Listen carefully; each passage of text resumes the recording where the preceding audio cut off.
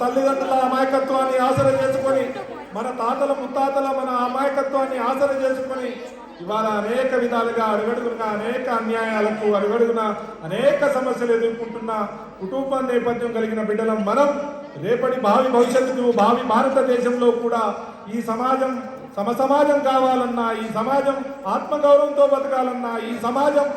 గౌరవంగా తలెత్తుకొని తిరగాలంటే ఒక్కొక్కరు ఒక్కొక్క ఆయుధంగా అయ్యి ఒక్కొక్కరు ఒక్కొక్క గొప్ప చదువుల్లో, ఆర్థిక రంగంలో, సామాజిక రంగంలో, సాంస్కృతిక రంగంలో, క్రీడా రంగంలో ఒక గొప్ప వెలుగు వెలగాలని కూడా ఆ భగవంతుడిని కోరుకుంటూ ఈ చక్కని కార్యక్రమాన్ని ఇంతసేపు ఓపిక విని, నాకు కూడా సమయం లేదు, మళ్ళీ వెళ్తాను కాబట్టి ఈ చక్కటి కార్యక్రమంలో మీరందరూ భాగస్వాములైనందుకు నా పక్షాన మీ పక్షాన మరొకసారి మనస్ఫూర్తిగా ధన్యవాదాలు తెలియజేస్తూ, లాస్ట్ చివరి కొటేషన్, ఆత్మగౌరవంతోనే ఎక్కడైనా బతకచ్చు, చదువుతోనే జ్ఞానం, జ్ఞానంతోనే విజ్ఞానం, విజ్ఞానంతోనే ఆత్మగౌరవం, ఆత్మగౌరవంతోనే ఆత్మవిశ్వాసం అన్న విషయాన్ని మర్చిపోవద్దని మరొకసారి గుర్తు చేస్తూ,